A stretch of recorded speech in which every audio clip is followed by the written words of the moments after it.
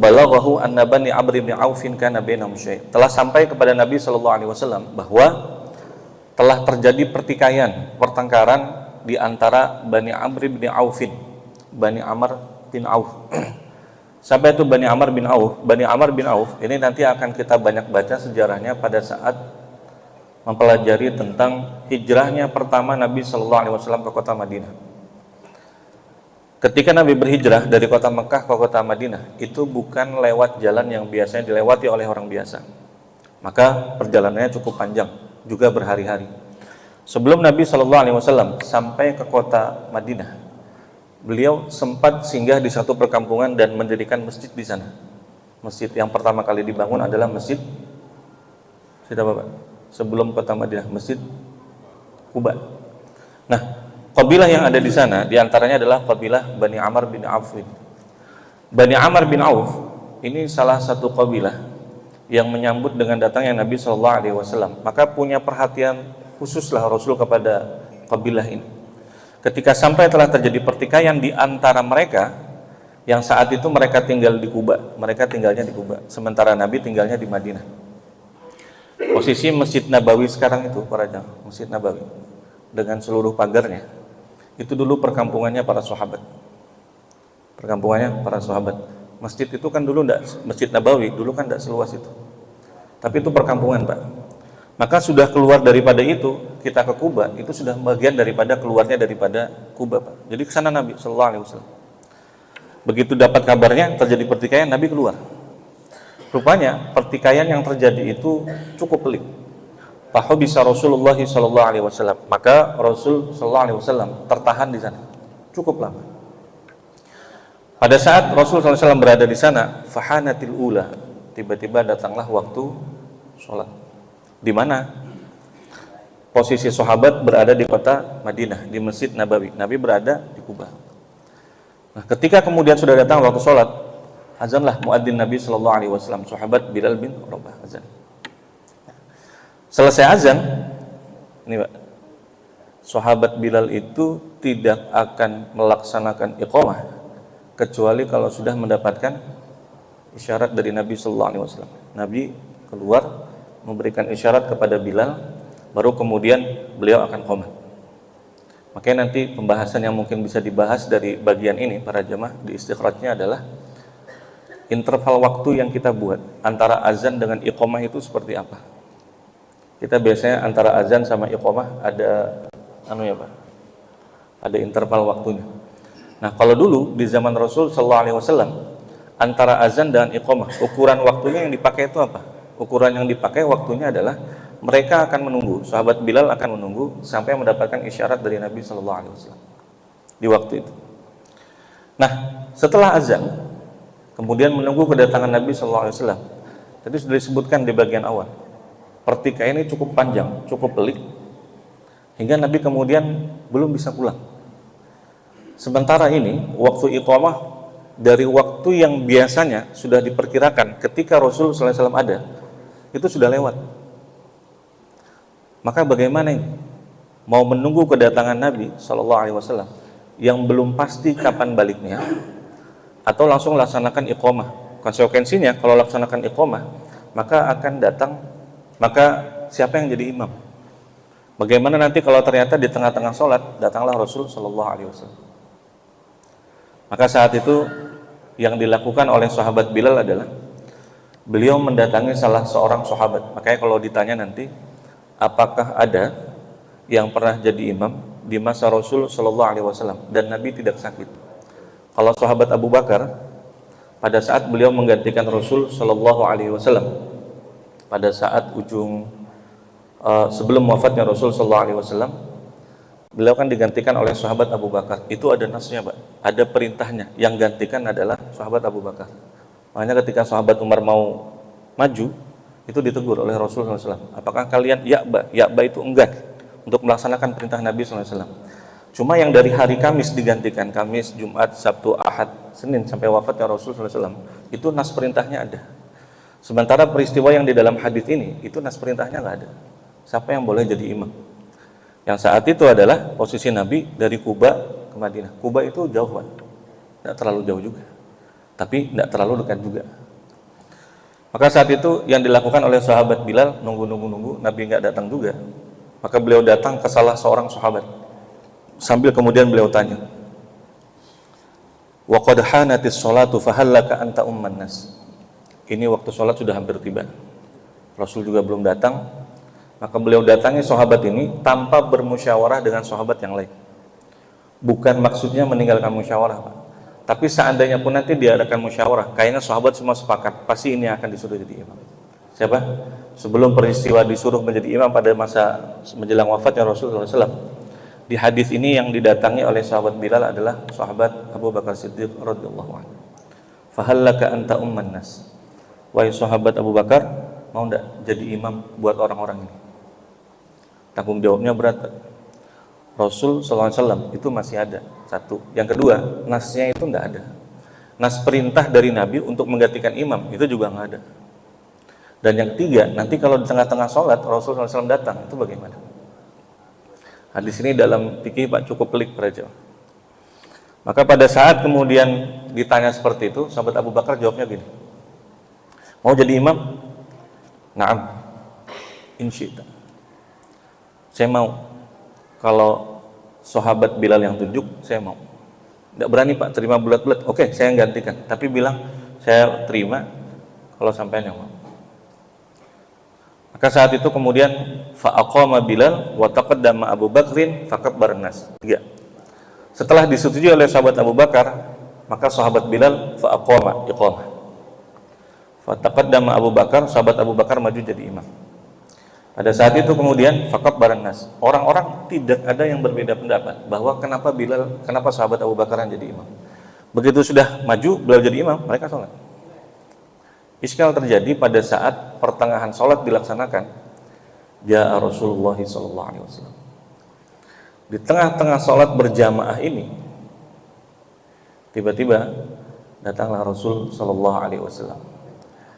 Yamshi fis sufuf. Nabi kemudian melewati sahabat-sahabat ini, hatta qama fis shaf. Sampai kemudian Nabi berdiri di shaf. Itu nanti kalau mau jelas Pak, berdiri di shaf yang mana yang Nabi berdiri? Di shaf yang di belakang, di tengah, atau di depan? Nanti yang ngejelasin syarahnya Pak, di mana Nabi berdiri. Ini dari arah pandangan Bapak ya. Sahabat Abu Bakar berdiri di sini jadi imam.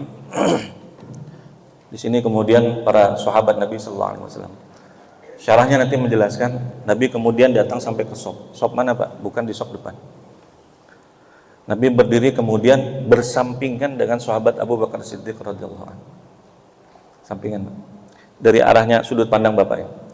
Samping sebelah mana para jemaah? Sebelah kanan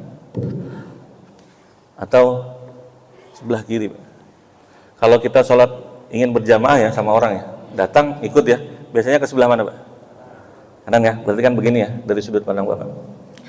Tapi nanti baca syarah hadisnya Pak. Nabi ketika datang ke tempat sahabat Abu Bakar di shaf ini, Nabi berdiri di sebelah mana? Bukan di sini Pak, tapi di sini Pak. Kenapa seperti itu? Nanti terjelaskan. Sampai di shaf ini, baik tadi yang pertama kita bahas interval waktu antara azan dan iqamah. Yang kedua nanti apa hukumnya melewati shaf-shaf orang lagi sholat? Orang lagi sholat itu kita lewati itu hukumnya seperti apa? Apakah haram? Ya jelas diharamkan. Tapi sampai mana keharamannya itu? Yang ketiga dalam yang kita bahas nanti dalam hadis ini adalah Nabi ternyata berdiri di sini. Seraya memberikan isyarat, fa'asyara memberikan isyarat kepada sahabat Abu Bakar, fa'asyara ilaihi Rasulullah SAW. Singkatnya, memberikan isyarat kepada sahabat Abu Bakar, teruskan sholatnya untuk menjadi imam. Teruskan aja. Nabi kemudian angkat takbir dan kemudian sholat. Ternyata di pertengahan sholat itu, sahabat Abu Bakar Siddiq radhiyallahu anhu kemudian melaksanakan sholat dengan cara mengikuti takbir yang dilakukan oleh Nabi Sallallahu Alaihi Wasallam. Jadi begitu kemudian Nabi ruku, sahabat Abu Bakar yang tadi jadi apa nih? Jadi imam kan? Tiba-tiba beliau mengikut dengan apa yang dilakukan oleh sahabat oleh Rasulullah Sallallahu Alaihi Wasallam sampai selesai. Falamma faragha, manakala sholatnya sudah selesai. Baik, yang ketiga nanti yang kita bahas adalah ini bagaimana nih? Iskalnya adalah Tadi yang jadi imam siapa Pak? Abu Bakar. Tapi di tengah perjalanan beliau berubah, yang tadi jadi imam tiba-tiba mengikut dengan Nabi Shallallahu Alaihi Wasallam. Iskalnya itu bisa terjadi apa Pak? Landasan hadisnya yang ini. Terus bagaimana takyif fikihnya? Solusi fikihnya seperti apa? Dan nanti yang keempat Pak, kalau dibikin rumit lagi, ada enggak hadis ini menjelaskan Nabi datang itu di rakaat yang keberapa? Kebayang enggak kalau ternyata Nabi datang di rakaat yang terakhir? Bagaimana sholatnya ini Pak? Oke, itu yang keempat yang kita bahas.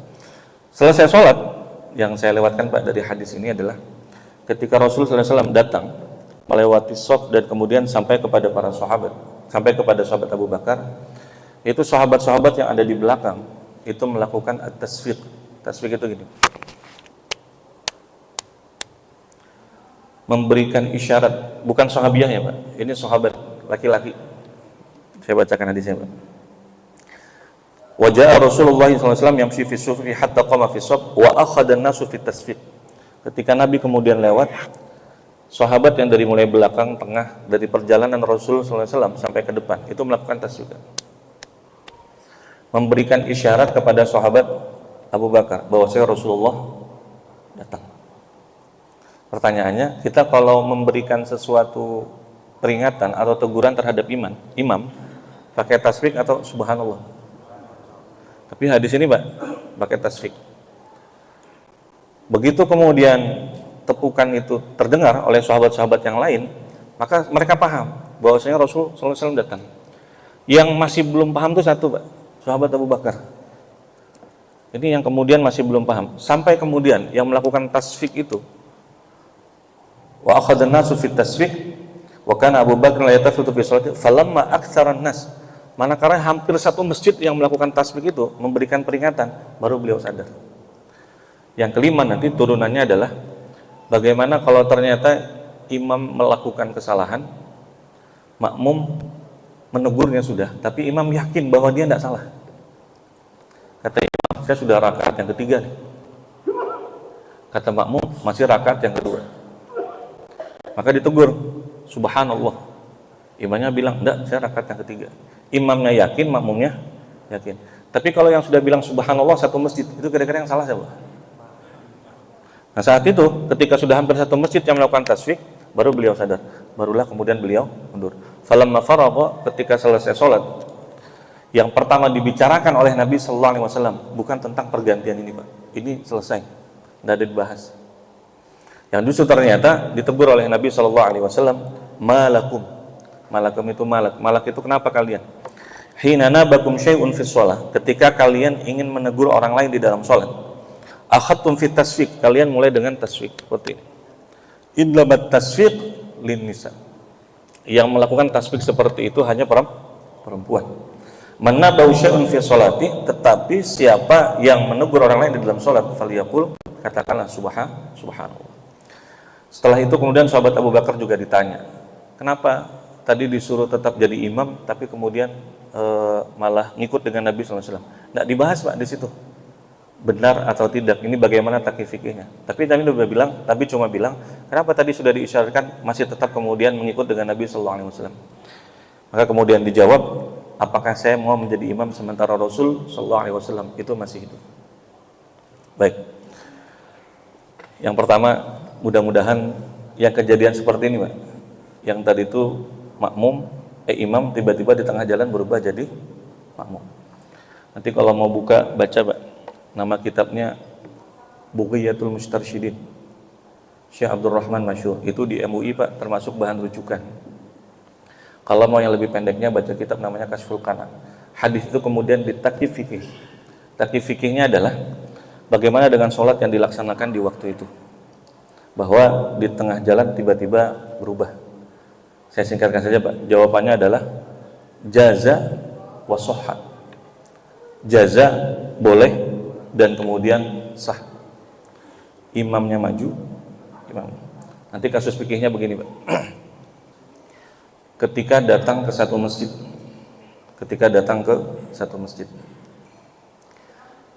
sampai di masjid itu sudah ada imam rawatib. Imam rawatib itu adalah imam yang ditugaskan menjadi imam di tempat itu. Sealim-alimnya, sehebat-hebatnya orang yang datang menjadi tamu atau jamaah di tempat ini, yang paling afdal jadi imam siapa para jamaah? Tetap imam rawatib. Tapi yang datang ini qari, tapi yang datang ini hafidz Quran. Tetap yang paling afdal adalah imam rawatib. Sampai imam rawatib mengatakan, silahkan. Baru kemudian maju. Nah, turunannya dari hadis ini adalah, saya bacakan ya Pak, biar saya tidak ngarang-ngarang ini. Tentang imam rawatib.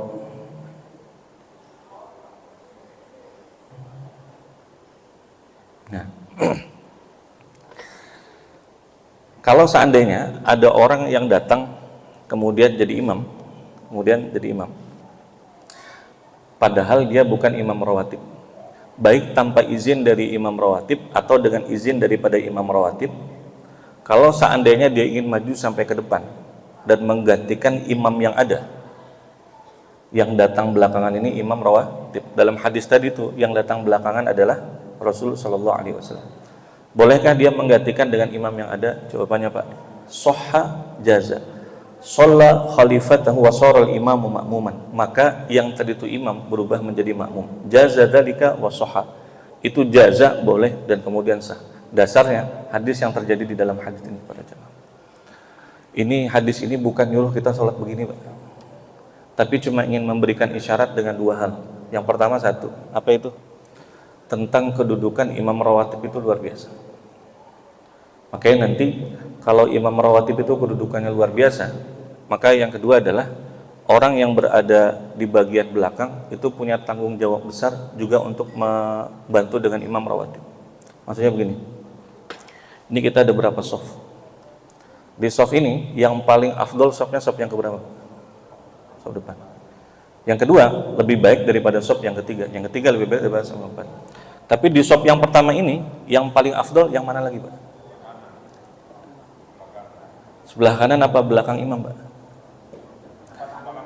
Yang punya tanggung jawab besar. Tadi kan yang menegur-negur tadi, yang punya tanggung jawab besar dalam menegur imam, terjadi kesalahan, fatah itu imamnya baca ayat tapi tidak bisa nyambung, yang memberikan teguran itu siapa Pak? Semua bertanggung jawab seperti di hadis ini. Tapi yang utamanya adalah yang tapi jangan mundur ya Pak. Jadi habis ini kajian tidak ada lagi yang mau ngisi di sini, jangan Pak. Tetap ngisi di sini, tapi dengan tanggung jawab yang lebih. Jadi begitu duduk di sini atau sholat di sini, berdiri di sini, kalau imamnya salah, maka dia negur. Subhanallah. Kalau imamnya baca ayat, wal asri innal insana lafi khusrin illa alladhina amanu wa 'amilus solihati falahum ajrun ghairu mamnun. Salahnya di mana Pak? Ada yang salah Pak? Salah sambung Pak. Kemana ini? Ke surah Atin. Itu yang negur siapa? Yang negur yang di belakang. Bagaimana kalau ternyata baca ayat yang panjang? Wa ma ubarri'u nafsi innan nafsa la'ammaratun bisu. Tidak bisa nyambung. Yang nyambung siapa Pak? Yang di belakang. Bagaimana kalau yang di belakang udah hafal Pak? Jangan sambung-sambung mereka, jangan dikarang-karang. Imamnya nunggu, makmumnya juga nunggu. Yang di sini Pak nggak ada yang hafal. Terus akhirnya bagaimana Pak Raja? Langsung aja Pak. Qul huwallahu ahad. Selesai Pak, nggak usah dikarang-karang, nggak boleh dikarang-karang. Itu satu. Kalau terjadi kesalahan. Yang mau saya sampaikan juga. Hadis tadi dijelasin nggak para jemaah? Nanti akan terjelaskan Pak, konteksnya ke kita itu seperti apa sebenarnya. Apakah hadis tadi menjelaskan Nabi datang itu di rakaat yang keberapa? Nggak ada kan? Kebayang nggak kalau seandainya ini sholatnya sholat subuh, sahabat sudah melaksanakan satu rakaat bersama dengan sahabat Abu Bakar Siddiq radhiyallahu anhu. Nabi datang di rakaat yang kedua. Begitu Nabi datang di rakaat yang kedua, setelah ini kan sahabat Abu Bakar ngikut dengan Nabi Sallallahu Alaihi Wasallam.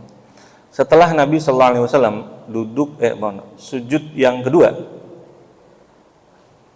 Nabi kan berdiri Pak, misal begitu ya, Karena sholat subuh berapa rakaat? 2. Nabi kan betul. Ini makmum kira-kira ngapain berarti? Ngikut, Pak?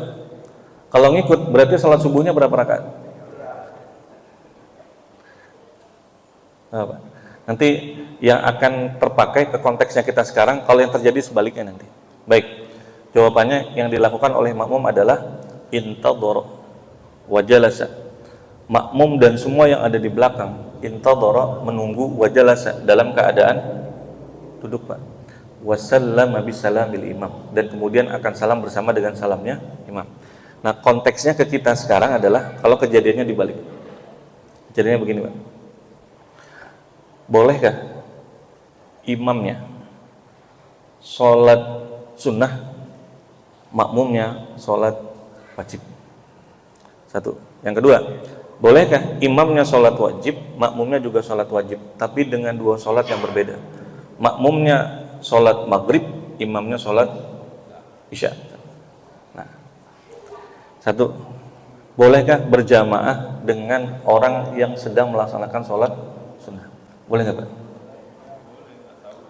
Orang lagi sholat kan, habis itu kita nggak tahu kan orang ini sholat apa ini, sholat sunat ba'diyah kan, atau sholat, kalau seandainya di subuh kan kita langsung paham berarti orang ini sholat subuh. Tapi kalau maghrib, tahu nggak, mas sholat apa mas? Saya ba'diyah. Kan nggak mungkin. Ini kira-kira gimana, Pak? Boleh nggak? Jawabannya begini, Pak. Khilaful aula. Khilaful aula itu boleh, tapi menyalahi dengan yang lebih baik. Yang lebih baik adalah tetap mencari jamaah yang sama-sama sholat maghrib. Tapi boleh, kalau seandainya sudah nggak ada lagi orang yang sholat, jawabannya boleh apa enggak? Boleh. Boleh, tapi bolehnya bukan dengan tahapan mubah. Dengan tahapan kan ada wajib, sunnah, mubah. Habis mubah apa, Pak? Saya ulang ya. Wajib, yang kedua sunnah, baru kemudian mubah. Habis mubah apa, Pak? Sebelum ke haram itu apa? Makruh. Sebelum makruh ada namanya khilaful aula, Pak. Menyalahi dengan yang lebih baik. Yang lebih baiknya tunggu sama-sama jamaah, lihat ada apa enggak. Tapi kalau enggak ada, boleh enggak di situ? Boleh, Pak. Walaupun rakaatnya berbeda. Satu. Yang kedua, bagaimana kalau sama-sama sholat wajib? Ini kepake bagi orang yang istiqomah untuk sholat berjamaah, Pak. Bagaimana kalau ternyata sholatnya berbeda? Imamnya sholat isya, makmumnya sholat maghrib. Contoh gini, saya sholat di Islamik, sholat isya jamaah, sama-sama sana isya. Baru saya mau jalan ke Assalam, di tengah jalan saya baru ingat, astagfirullah, saya belum sholat maghrib. Begitu sampai ke Masjid Assalam, orang baru qomat. Maka bolehkah saya ikut berjamaah dengan sama-sama sholat wajibnya, tapi dengan dua sholat yang berbeda? Kalau sholat sunnah saja boleh, Pak, apalagi sholat wajib. Maka ikut sama-sama sholat berjamaah. Pertanyaannya begini, sholat maghrib berapa rakaat, Pak? Sholat isya? Begitu imamnya berdiri buat rakaat yang keempat, karena dia sholat isya, kita makmum gimana nih, Pak? Yang tadi sholat maghrib. Baik, sebelum saya lanjutkan, Bapak boleh baca rujukannya, satu di Minhajut Talibin, nanti syarahnya baca Buqdil Mutaj Al-Imam Al-Khatib Asy-Syarbini. Itu telaah fikihnya dari sana. Berdiri kan imam buat rakaat yang keempat. Kita makmum yang sholat maghrib tadi gimana kira-kira, Pak?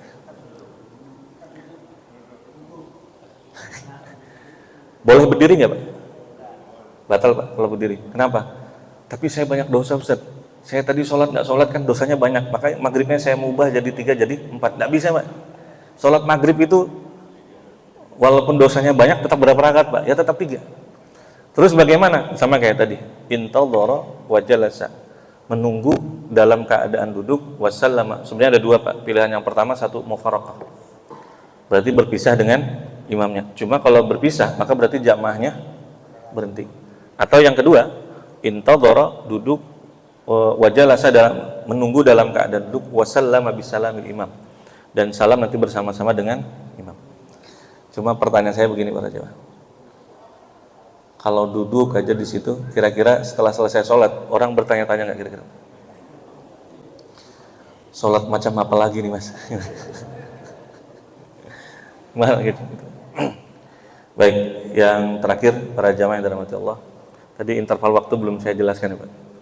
Antara azan dan iqamah interval waktunya itu kapan? Bapak kalau masih ingat dulu di balik papan ini antara azan sama iqamah ada nggak Pak? Dibatasi pakai jam dulu? Nggak ada Pak. Itu baru dimulai kapan? Akhir-akhir ini ya, beberapa akhir ini. Perlukah itu? Saya pikir juga perlu Pak. Kalau ada orang sudah mau iqamah, tiba-tiba ada yang datang terlambat langsung berdiri di sini Pak. Lambat, tidak jadi lagi iqamah. Supaya jangan terlalu cepat, supaya jangan terlalu lambat. Maka kemudian diintervalkanlah antara azan dan iqamah itu dengan ukuran waktu yang cukup buat orang berzikir, melaksanakan sholat sunat qabliyah dan kemudian berdoa. Sudah ada interval waktunya, maka kemudian silahkan jalankan. Itu masalah interval waktu. Tidak ada anu khusus Pak. Cuma kalau mau diintervalkan itu juga tidak salah. Dan itu jauh lebih baik daripada tidak ada waktu yang ditentukan. Jadi kita bisa lihat, oh tinggal berapa menit lagi nih. Satu. Yang kedua tentang masalah menegur imam. Kalau imam itu salah pada jamaah, sekali lagi tadi, yang negur siapa Pak? Sini kan. Boleh nggak yang lain negur Pak? Di hadis ini semua boleh. Semua boleh, sana boleh, sana boleh. Cuma kalau terlalu banyak yang negur pada jamaah, kira-kira subhanallah, subhanallah, subhanallah. Wah, salah apa saya ini? Satu. Imamnya tidak bisa nyambung. Nanti yang nyambungkan buat baca ayat ya siapa Pak? Yang di belakang.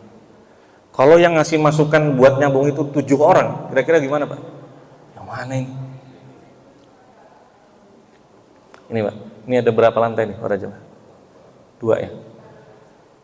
Di atas kan juga bisa dipakai buat sholat ya. Saya pernah jadi imam di masjid yang kebetulan 2 lantai. Nggak usah dibayang-bayang Pak masjid mana, pokoknya Bapak tahu lah.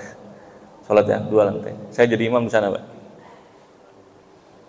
Yang dipakai buat sholat itu di lantai yang kedua. Oke.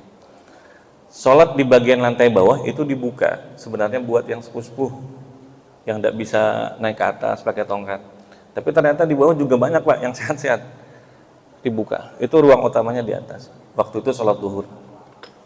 Saya ragu-ragu, ini rakaat ketiga atau rakaat yang kedua? 2 atau 3? 2 atau 3. Qaidahnya, kalau ragu-ragu, ambil yang yakin. Yang yakin adalah jumlah yang sedikit. 2 atau 3, kita ragu-ragu di 3, tapi pasti sudah melaksanakan 2. Maka ambil 2 kan? Saya bilang 2 atau 3, 2 atau 3. Saya bilang, oh iya, fikihnya kan ambil yang sedikit. Lihatin lezal bisyar. Saya ambil yang 2. Begitu ambil yang 2, konsekuensinya maka berarti saya harus tahiyat awal. Saya duduklah tahiyat awal. Sembari menunggu Pak. Sembari menunggu, mana nih subhanallah ada atau enggak? Ternyata enggak ada. Lama Pak saya itu. Itu kalau saya lakukan secara sengaja, batal sholat itu. Karena saya duduk seperti itu cukup lama sekali Pak. Saya tunggu-tunggu, oh berarti aman ini. Memang benar berarti nih, jumlahnya. Ternyata di bagian sebelah kanan, sebelah sana Pak. Seingat saya sop yang kedua atau sop yang ketiga. Beliau yang menegur saya Pak, di ujung sana. Yang di sini-sini, wallahu alam, tidak tahu kemana ini Pak. Beliau yang teriak, kata beliau, subhanallah. Wah, salah saya bilang. Baru yang di sini-sini, subhanallah, subhanallah. Yang terakhir negur itu yang mana Pak? Yang di belakang saya. Baru kemudian, subhanallah, la ilaha illallah. Udah lama ini Pak. Sudah offset ini. Maka saya berdiri. Jadi berdiri itu berarti rakaat yang keberapa Pak? Rakaat yang keempat kan harusnya. Karena berarti tadi saya salah berarti. Ternyata ketika berdiri di rakaat yang keempat itu saya mikir Pak. Tadi itu kalau saya lakukan secara sengaja batal itu. Maka dalam takrif fikihnya disunahkan, tidak diwajibkan sujud sahwi Pak. Saya satu mikir, sujud sahwi itu hukumnya sunnah Pak, kecuali satu, kalau kita sholat berjamaah. Kalau imamnya sujud sahwi, makmum harus sujud sahwi nggak Pak? Imamnya sujud sahwi, kata makmum, yang salah kan ente imam. Saya kan nggak salah, ngapain ente? Tanggung sendiri lah, gitu kan? Nggak bisa Pak. Sholat sujud sahwi itu sunnah, kecuali satu, kalau imamnya sujud sahwi. Saya mikir, sujud sahwi apa enggak? Karena mungkin tidak semua orang tahu dengan sujud sahwi. Tapi saya bilang kapan lagi edukasinya kalau bukan sekarang. Maka sujud sahwi saya. Nanti kemudian akan dijelaskan. Sujud sahwi, selesai sholat, assalamualaikum, assalamualaikum. Saya lihat Pak reaksi di belakang, sambil nunggu lihat reaksi, nggak ada masalah, nggak ada masalah di lantai situ Pak. Di lantai mana Pak? Kita sholat di lantai berapa tadi Pak? Lantai 2. Yang belum tahu ada masalah apa enggak di lantai bawah. Lantai bawah tidak melihat pergerakannya imam. Selesai sholat, saya turun ke bawah. Saya tanya sama bagian yang kerja di masjid, Mas, gimana tadi sholat di bawah Mas? Wah Ustadz, kacau Ustadz katanya. Kacau. Itu Pak, yang sholat di bawah.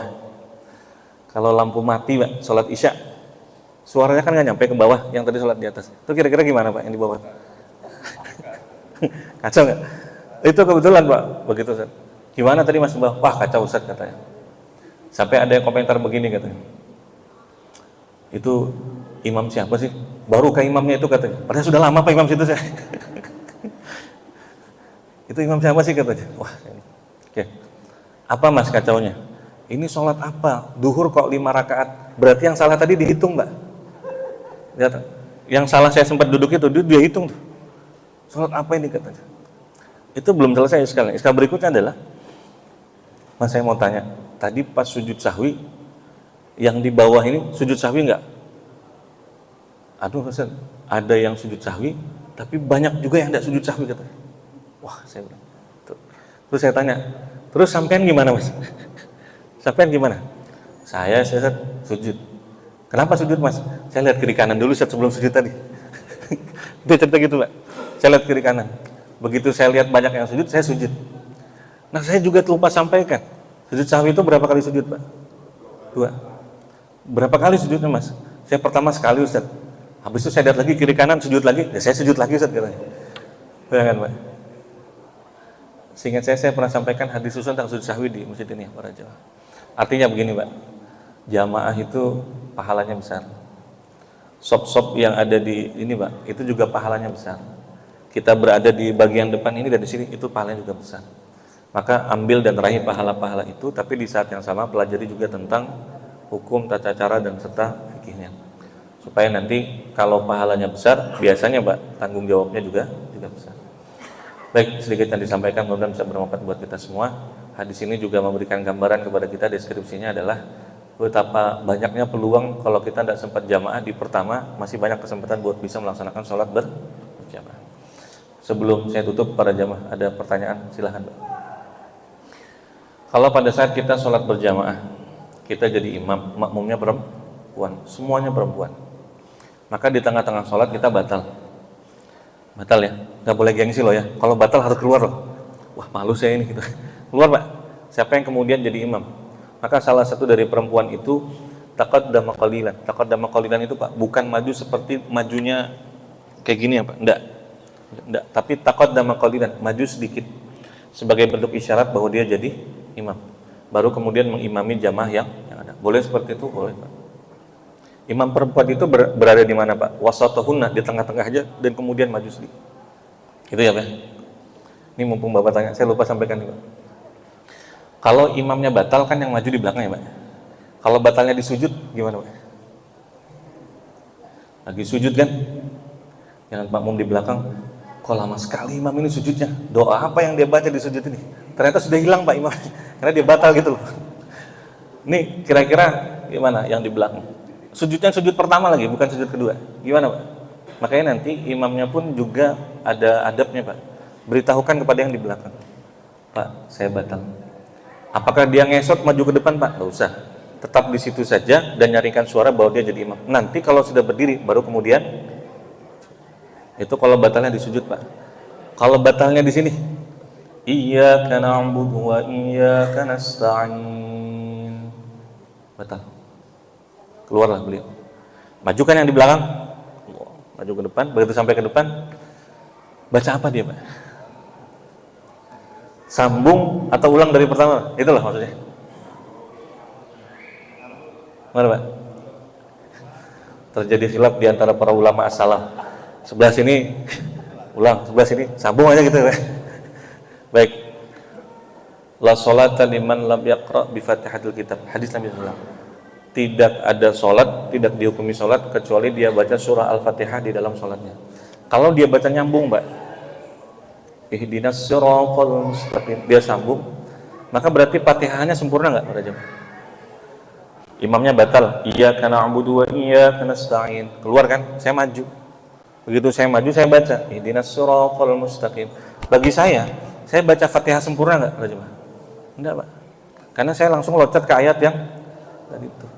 Terus bagaimana? Berarti diulang dari pertama. Kalau Al-Fatihah. Ya, mudah-mudahan jangan sampai terjadi pada jemaah. Kalau ada saya sampaikan salah kurang teman-teman tinggalkan, ikuti pendapat yang lebih baik.